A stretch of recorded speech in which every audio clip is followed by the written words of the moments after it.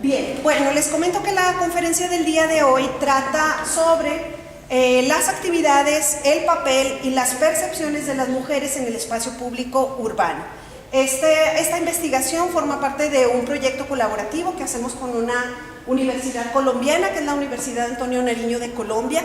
La invitación para hacer la investigación comparativa la recibimos de ellos, porque Colombia es una ciudad que, bueno, es mucho más grande que Saltillo, tiene 8 millones de habitantes y ha presentado serios problemas de violencia pública para las mujeres.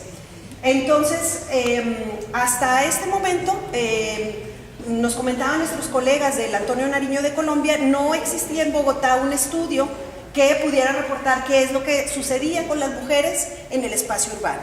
Así recibimos la invitación. De entrada les dijimos, pues creemos que Saltillo es una ciudad diferente, empezando desde su densidad poblacional, es una ciudad más pequeña, es una ciudad donde no se requiere recorrer tantísimos kilómetros como Bogotá para ir de un lugar a otro. Y lo más sorprendente, lo más emocionante para nosotros como investigadores, pero también lo más deplorable socialmente, pues es que los resultados muestran lo contrario, que creíamos que era mucho más pacífica como ciudad de lo que en realidad es. Lo que pasa es que nuestra ciudad Saltillo, pues es una ciudad en la que la violencia se ejerce de forma muy sutil.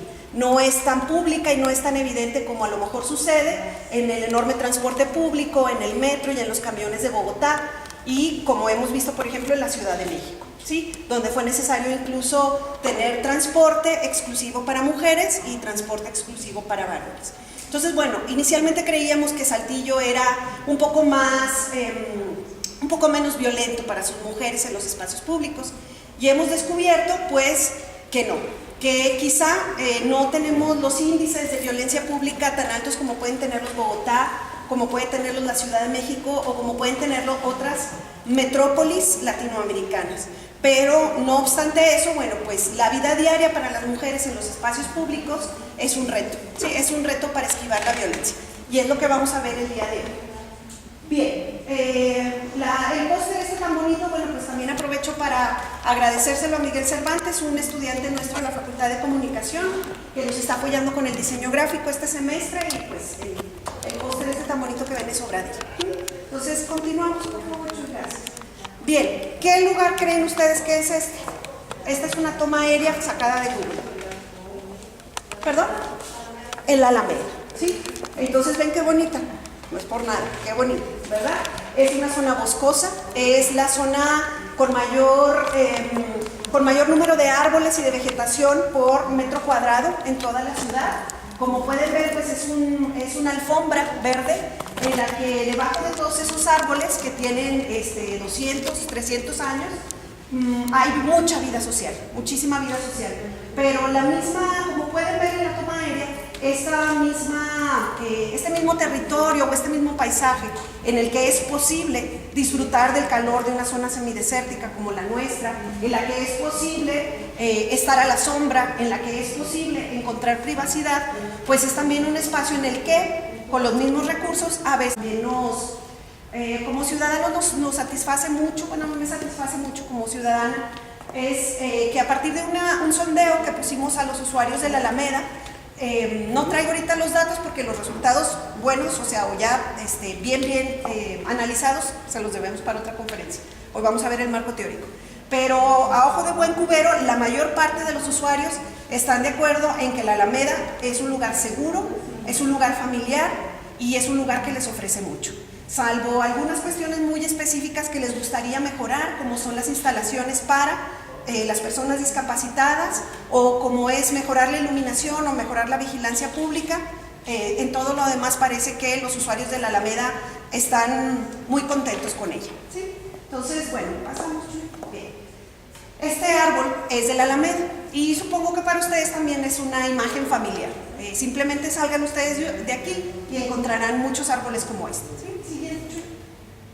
Bien, y acercándonos un poquito, pues lo que encontramos ahí son rastros de que la gente efectivamente se apropia del lugar, efectivamente lo convierte en un espacio propio donde es posible convivir, ¿sí? Ahí tenemos ciertos letreros que ya se quedarán para la memoria, por ejemplo, el 20 de febrero del 2017 alguien puso ahí diversos nombres, ¿verdad? Y si nos acercamos un poquito, pues ahí dice foco y hay otras parejas con corazoncitos y etcétera, ¿verdad? Bien, esto es representativo. Este árbol está sobre la calle Cuauhtémoc y es representativo del tipo de apropiaciones que hemos encontrado en la Alameda. La Alameda es apropiada o es ocupada por grupos sociales diferenciados en edad, en género y en usos.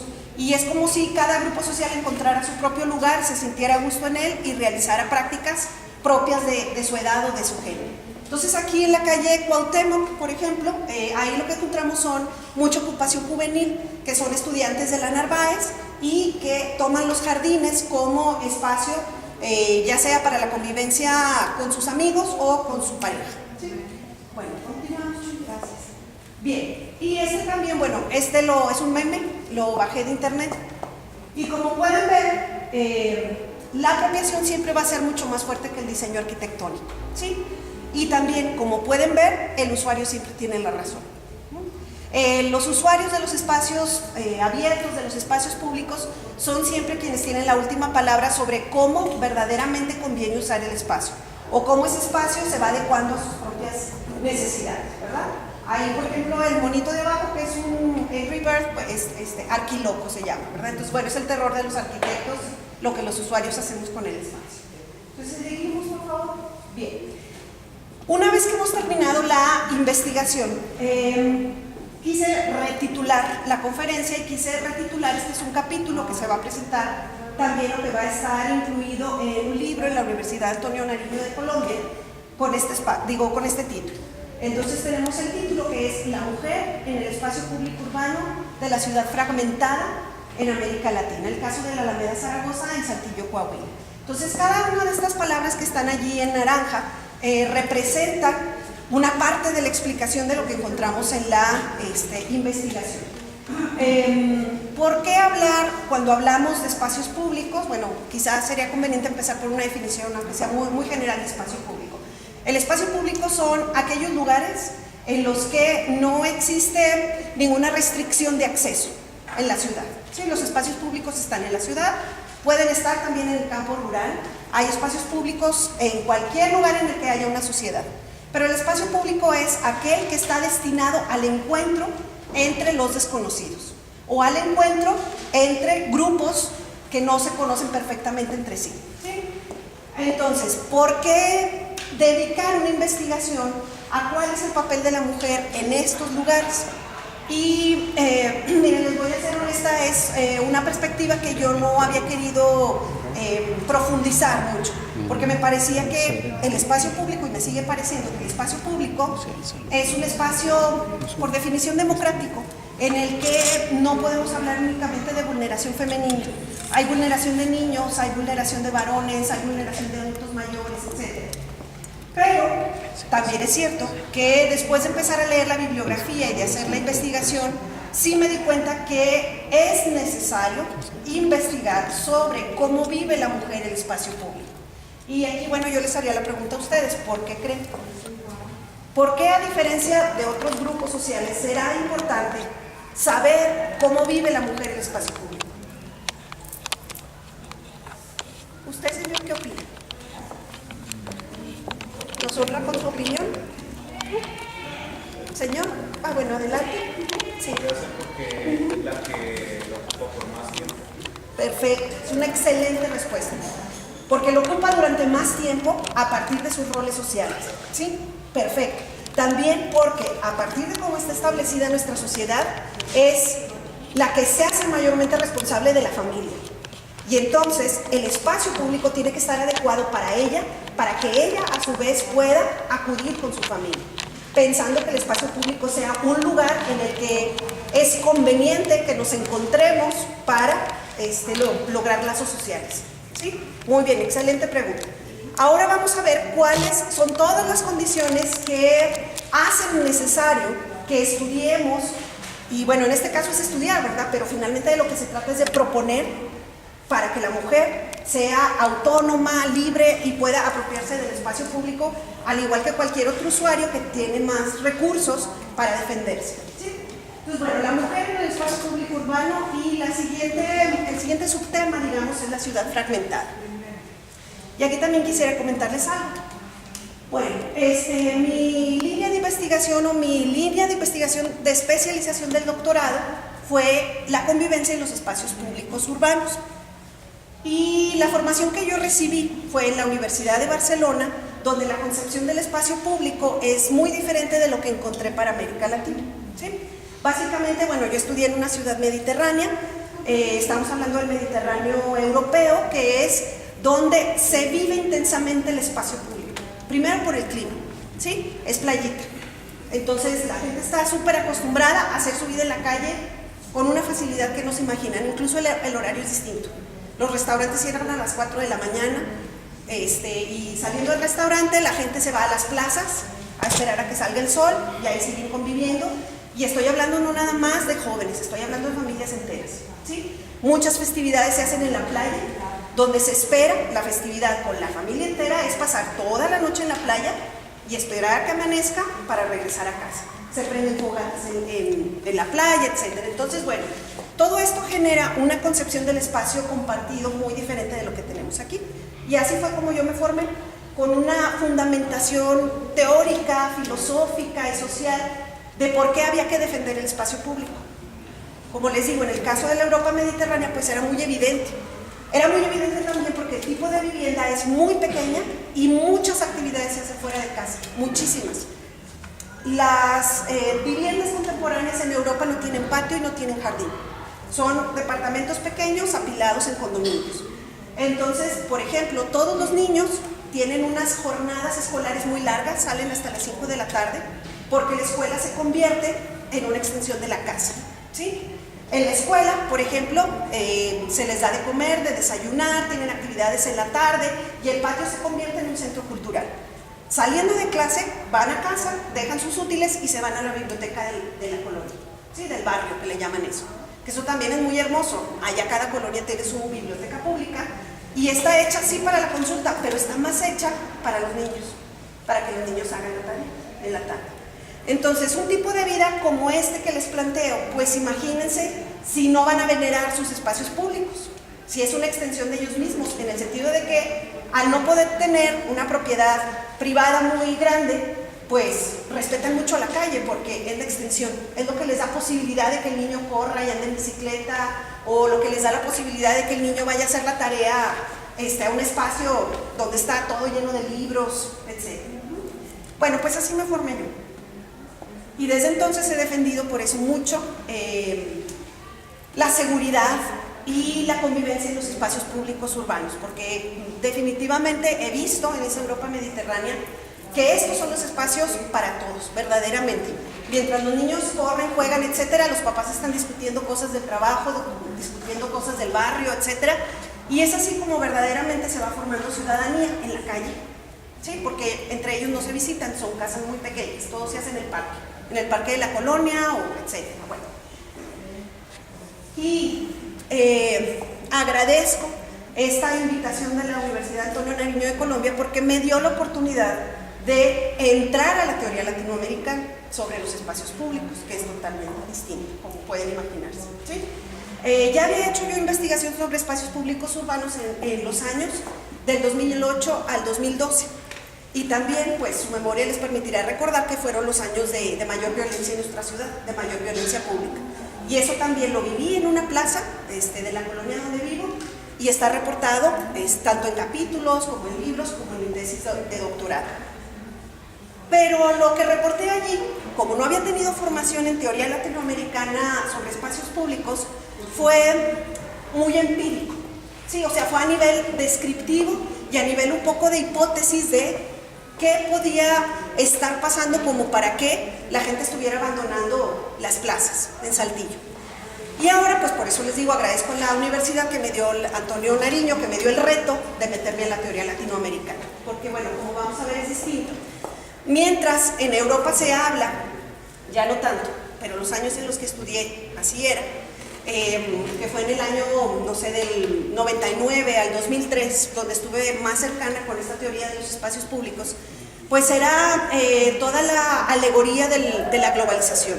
Y se hablaba de ciudades de la Comunidad Económica Europea, wow, ya no va a haber fronteras, todos vamos a compartir la misma moneda, nuestros estudiantes van a, sin ningún problema, porque se va a homologar todo, van a poder estudiar la mitad de su carrera en España y la otra mitad en Alemania y la otra mitad, bueno, aquello era así como que wow, la ciudad es lo máximo.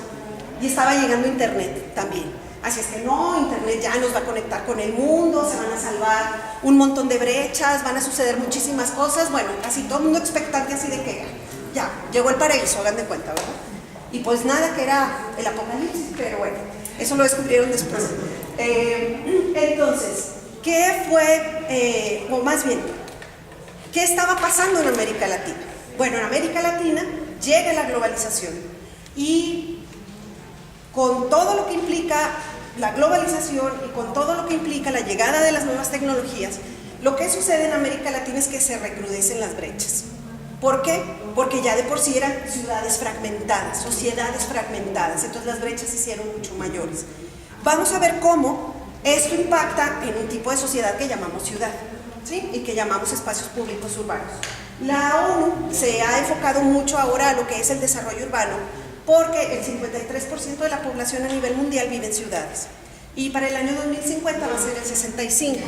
Por lo tanto, en los objetivos del milenio para el 2030, la ONU tiene específicamente un programa que se llama Hábitat, que ahorita va en su nivel 3. Este programa Hábitat se trata de desarrollar derechos para los espacios públicos y derechos para la ciudad, y se trata de generar programas para tratar de tener una ciudad más inclusiva. Entonces este Hábitat, que va, como les digo, en el número 3, la última reunión fue en Quito el año pasado, bueno, en el 16, pero la promulgación de la carta sale el año pasado, responde a una política de asentamientos, gestión humanista de asentamientos humanos, ¿sí? Entonces intervenir cómo va creciendo la ciudad y cómo la gente tiene espacios para interactuar visto desde los derechos humanos. Bueno, en América Latina tenemos esa ciudad fragmentada de la que les voy a hablar más adelante. También la Universidad Antonio Nariño nos planteaba que buscáramos un escenario donde verdaderamente el acceso no fuera restringido, que cualquier persona que quisiera pudiera transitar o pudiera pasar por allí. Y nuevamente, como vamos a ver más adelante, y como está pasando en todas las ciudades latinoamericanas, para nosotros fue muy difícil encontrar en un Saltillo contemporáneo un lugar así, al que verdaderamente fuera gente de toda la ciudad, aunque sea ocasionalmente, si no podían todos los días, y donde verdaderamente fuera posible ver distintas edades, distintos roles sociales, etc. Y pues el lugar que se nos ocurrió fue el Alameda, que finalmente resultó bien, que sí es, ¿sí? De modo comparativo, en Bogotá esta investigación la están haciendo en calles del centro urbano y, bueno, creo que las calles también pasan por parques, etc. Bien, entonces continuamos. Gracias. Bueno, en un libro que les recomiendo ampliamente, que es El espacio público como ideología, de Manuel Delgado. Manuel Delgado, para hablar de los espacios públicos y de la ciudad, utiliza esta frase que a mí me gusta mucho. Estoy viendo si hay alguien aquí de semiótica que lleve conmigo, pero no. Perfecto. Bueno, decíamos, ¿verdad, Miguel? Decíamos, la semiótica o el signo es todo lo que está más todo lo que no está, ¿sí? Es decir, ves el objeto y es todo lo que representa, pero es también todo lo que no está materialmente ahí, pero tiene una implicación, ¿sí? Bueno, pues Manuel Delgado, esta frase no es mía, como les dije en clase, yo la saqué de aquí, ¿sí? Manuel Delgado nos dice, cada sitio es un diálogo con otros sitios. De igual modo que cualquier momento interpela a otro momento y lo que esos otros sitios y momentos valen o significan.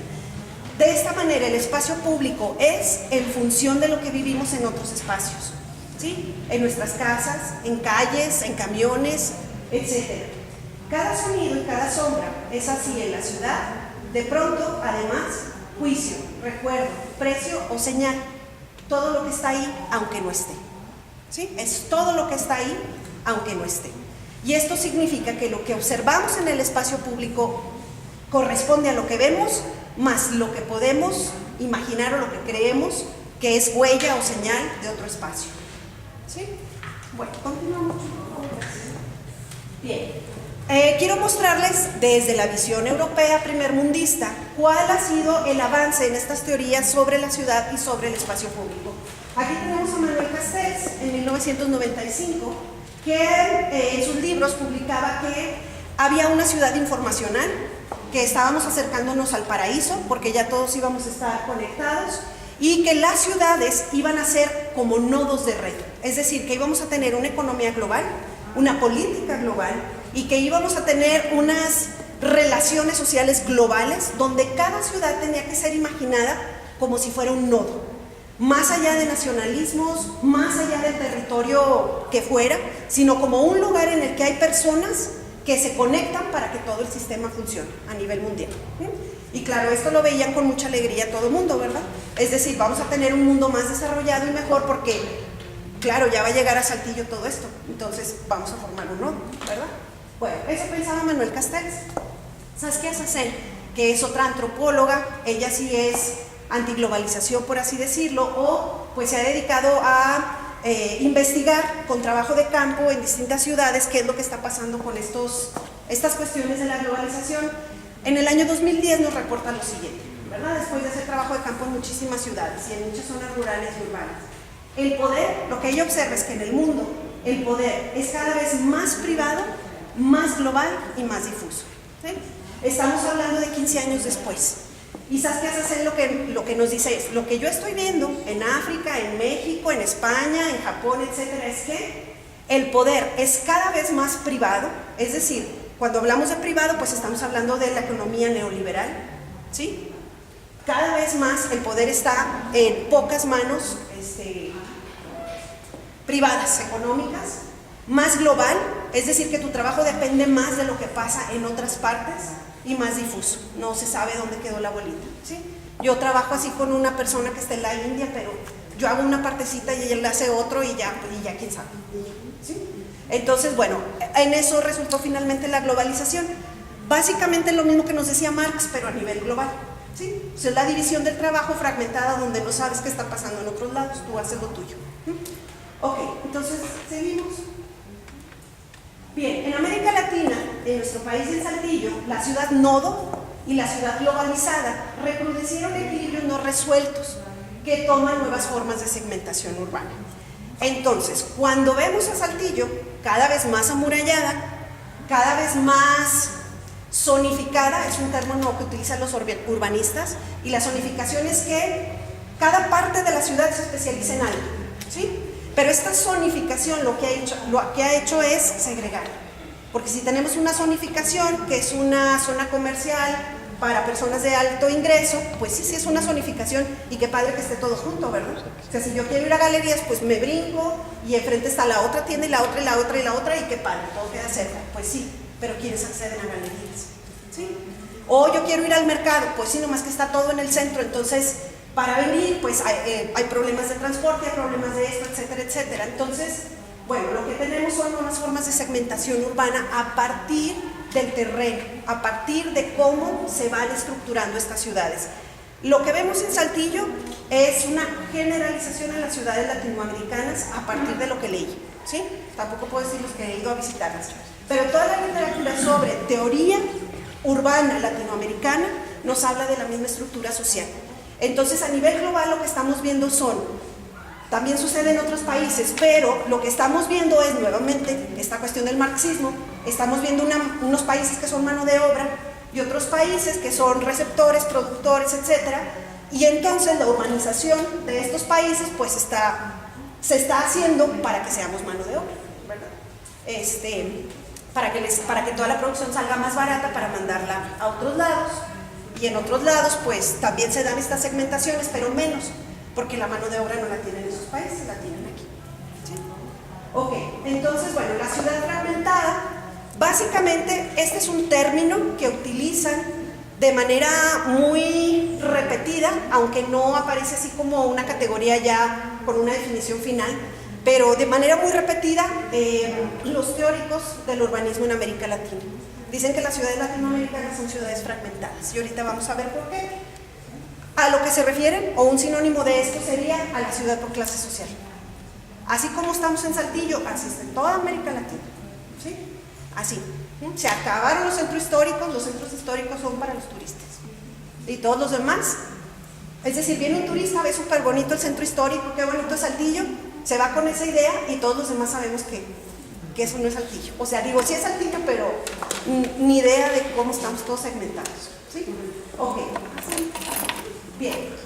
Esta es una gráfica de lo que representa la ciudad segmentada y los principales factores o los resultados de esa fragmentación.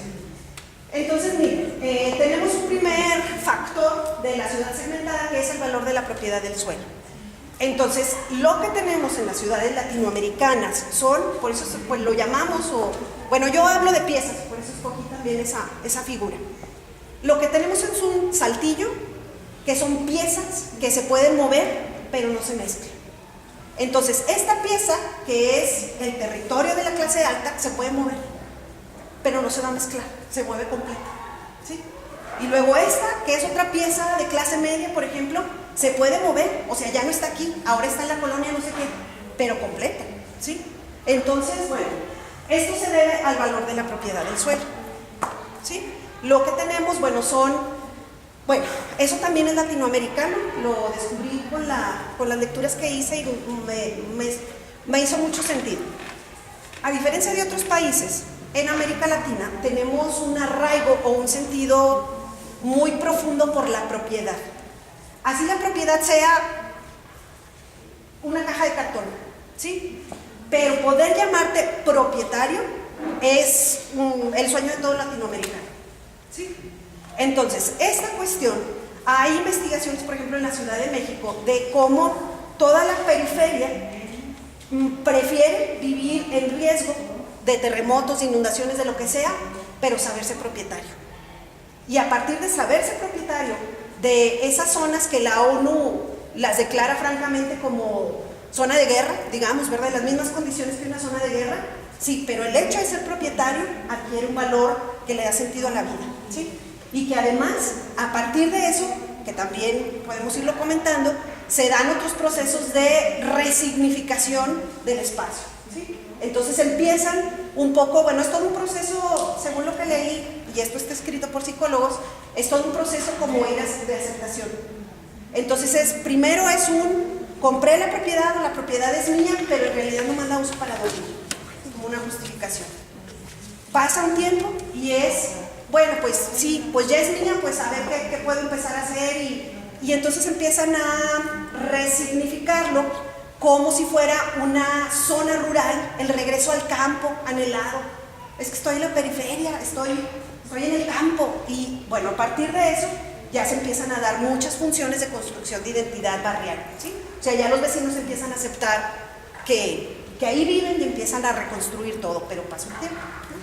Bueno, entonces el valor de la propiedad del suelo. Básicamente el valor del metro cuadrado en Saltillo es lo que hace la ciudad segmentada, ¿sí? Está en función de quién puede pagar lo que cuesta el metro cuadrado de esa zona. Ok, número 2, la privatización de lo público y el establecimiento de lo privado como interés público en la ciudad. Bueno, la foto de arriba corresponde al número 1, como pueden ver es un fraccionamiento amurallado. ¿Sí? Ok, el número 2, la privatización de lo público y el establecimiento de lo privado como interés público en la ciudad y vemos en la fotografía de abajo un automóvil y un transporte público. Y este es uno de los mayores problemas en las ciudades latinoamericanas que no sucede en otras ciudades del mundo. La privatización de lo público se refiere a que este derecho al transporte, el derecho a un transporte público digno, eficiente y amigable con el medio ambiente, tendría que ser un derecho de todos, pero no es así.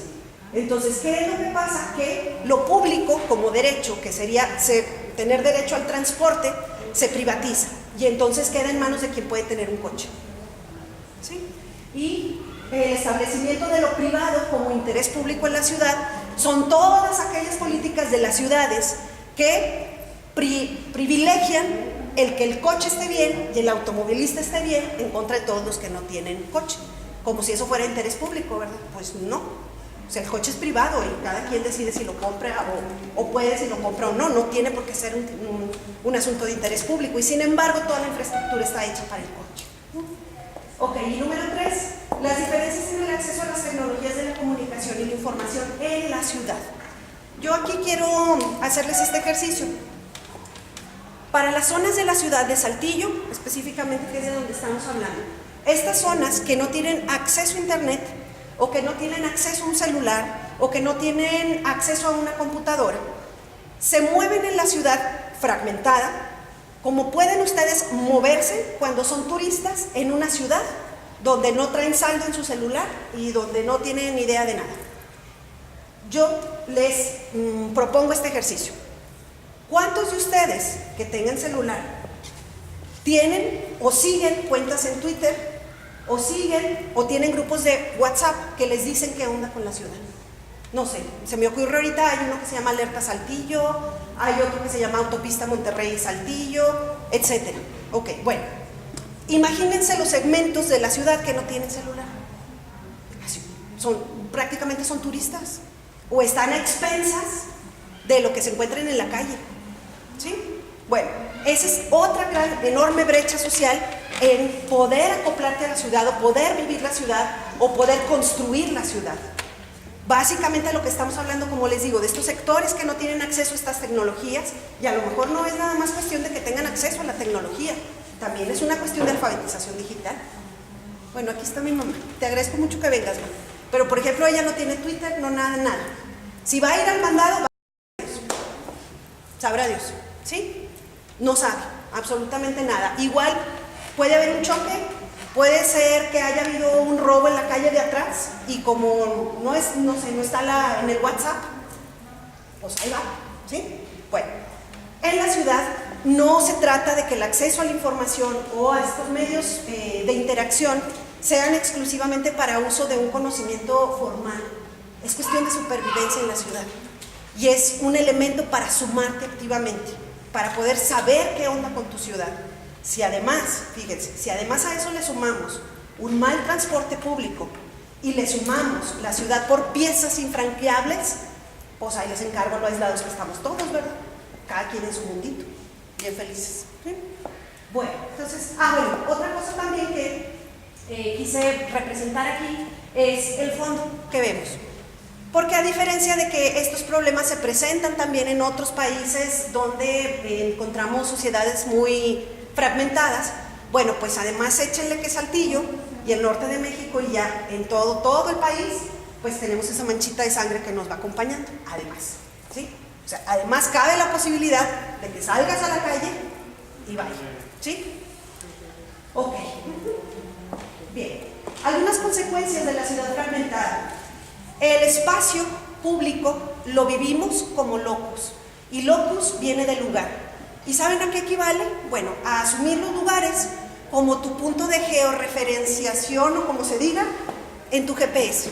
O sea, me vale, lo único que necesito es que se sepa que estoy en la coordenada, quién sabe qué. Los libros me valen, la gente que esté aquí me vale. ¿Sí? ¿Por qué? Pues porque tengo que o usar muy rápido el lugar porque es inseguro, o no me importa lo que pase aquí, yo estoy conectado con otras dinámicas. Entonces, el espacio público se ve como locos, nada más, como punto de localización, como mandarle a alguien dónde estás. Se acabó. ¿Sí? Ok. También se presenta un continuum de la violencia, es decir, de los espacios públicos, privados, se va a lo público, para mujeres, niños, niñas y otros grupos vulnerables. Entonces no encontramos esos espacios públicos que sean espacios de descanso donde hay otros que te cuidan, sino es un continuum de violencia. Por ejemplo, para el caso de las mujeres sufren, o podemos decir que si sufren violencia intrafamiliar, pues la calle no es ningún refugio ni ningún descanso, sales de lo mismo. Va a haber acoso, tienes que caminar muy rápido, etc. Entonces, una autora que hizo una investigación, bueno, que también les recomiendo mucho, se hizo una investigación en 3 estados. Se hizo en Tamaulipas, en Chihuahua y en Sonora, sobre la situación de las mujeres en los espacios públicos urbanos, y es la única investigación que he encontrado sobre esto en el norte del país. Es la única. Y ahí lo que se llega como conclusión, los autores, bueno, fueron las 3 universidades lo hicieron, fue eso, que el espacio público para las mujeres es un continuum de violencia. Sí, porque es pasar de un lugar violento a otro, y a otro, y a otro, y a otro, y a otro. Ok, bueno, la exclusión y la autosegregación urbana. De exclusión ya hablamos, o sea, cómo las piezas, o ciertas piezas con el amurallamiento, pues no te dejan entrar. Pero ¿qué será el autosegregamiento o la autosegregación? Pues que tú mismo te vas. Muy bien, sí, muy bien. Oh, muy bien. Deberías ir a la facultad. Ve a tomar clases con nosotros. Bueno, sí, que tú mismo te segregues. Sí, entonces estamos hablando de la ciudad fragmentada, una clase alta que se segrega a partir del valor económico del suelo, pero también estamos hablando de una clase media y alta que se segrega por miedo. ¿Sí? Entonces como no hay posibilidad de convivencia y como está un contexto de inseguridad, te autosegregas. ¿Sí? Es decir, pues yo a la Alameda, si tengo la sensación de que es insegura, no voy a ir. Y no es porque nada, sino simplemente porque yo prefiero no correr el riesgo. Ok, aquí fíjense que también leyendo descubrí algo súper interesante, salió en esta investigación que les digo de los estados del norte. Se les pregunta a las mujeres qué piensan sobre el espacio público y si se sienten seguras. Y entonces, en esta conceptualización de mujeres que, ¿qué les diré? De escasos recursos, que no tienen acceso a el Twitter ni al celular y que viven la ciudad como ese tránsito rapidito y muy a la buena de Dios sin saber qué les espera. Bueno, estas mujeres lo que dijeron era que su guía eran los medios de comunicación locales. Entonces, si el medio local me está presentando puras noticias de violencia, la ciudad es violenta. Entonces, ¿para qué salgo? ¿Sí? No digo que esté mal, bueno, nosotros que estamos en el área de comunicación, también es cierto que los medios cubren un papel muy importante de vigilancia y de alerta, ¿verdad? Simplemente para estas poblaciones que no pueden acceder a Twitter, pues he perdido saber dónde hay posibilidades de balaceras. La cuestión es que los medios de comunicación tenemos una responsabilidad para que estas no sean las únicas noticias sobre la ciudad, porque es lo que ellas están consumiendo. ¿Sí? Entonces, bueno, mediado por los medios de comunicación que cubren mayormente lo extraordinario, ¿sí? Los crímenes, etc. Y esto está dando por resultado, bueno, pues el abandono del espacio público a favor de ciudades privatizadas, donde se tiene que pagar, ¿sí? Piensen también, por ejemplo, en todos los lugares en los que hay cover y que podrían ser públicos. ¿Por qué? Pues porque son lugares de convivencia. Y sin embargo, cada vez más esos lugares que antes eran públicos, pues ahora ya implica un cover. Fragmentadas por estas piezas que les digo que se pueden mover, pero se mueven completas y segregadas. La gente alejándose unos de otros. Sí, continuamos. Bien, y aquí hay otra comparativa de autores. Miren, en el año 1985, una autora clásica de los espacios públicos, que es Lynn H. Loveland, que ella hace su investigación, bueno, a nivel mundial, pero que ubica su sede en el estado de California, en los Estados Unidos. Tiene una serie de libros estupendos, padrísimos, que esos fueron los que yo consulté cuando hice el doctorado. También por eso me emocionaba mucho esta cuestión de que los espacios públicos pudieran ser los espacios para la democracia. Lynn Loveland nos dice que los espacios públicos son el reino de los desconocidos, donde la excitación por conocer a alguien que nunca has visto está presente, ¿sí? Es el terreno de la diversidad respetuosa y celebrada. Ella dice que los espacios públicos, en tanto más diversidad presenten de ocupantes, más atractivos son para la gente. Mejor están cuidados, mejor están vigilados, etc. Y en el año 2011, 12 y 14, estos autores que son mexicanos, todos ellos, ¿sí? Y también les diría que de allí el único que es hombre es Fuentes, todas las demás son mujeres, son antropólogas. Nos dice que, a diferencia de lo que encontró Lynn Loveland, lo que vemos en la ciudad latinoamericana y lo que vemos, sobre todo ellas, sobre todo trabajan en la Ciudad de México. Vemos que el espacio público, en lugar de ser el lugar de los desconocidos y de la celebración de la diversidad, es el lugar de la desconfianza, precisamente porque no nos conocemos, ¿sí? Es el lugar de la desconfianza, de la distancia y del riesgo. Ok, pero bueno, no todo es así tan horrible y tan triste, ¿verdad? Porque hay reivindicaciones a través de apropiaciones alternativas y a partir de apropiaciones para hacer del lugar lo que verdaderamente está llamado a ser o lo que sus usuarios quieren que sea. Hay también, precisamente por todo el contexto que les he planteado a nivel global y a nivel latinoamericano, existen unas una serie de programas, de iniciativas y de acuerdos internacionales para que las ciudades sean como esa otra concepción que veíamos al principio, ¿sí? Y estos son el derecho a la ciudad, que es del año 2004, que lo firman una serie de países en el marco de la ONU, donde se reconoce el derecho a la ciudad, como les digo, en el marco de la globalización. Todos los ciudadanos o todas las personas tienen derecho a usar la ciudad, sean ciudadanos, o sea, es decir, no importa si son residentes, si tienen la nacionalidad del país, etc. La ciudad es el lugar para todos, ¿sí? Y luego viene el derecho de la mujer a la ciudad, que viene un año después, que una vez que sale el derecho a la ciudad, también en grupos de feministas internacionales toman la carta y empiezan a hacer especificaciones sobre cómo podría mejorarse esa carta para que las mujeres puedan disfrutarlo más. Y finalmente está en el objetivo 11 de la Agenda 2030 de la ONU.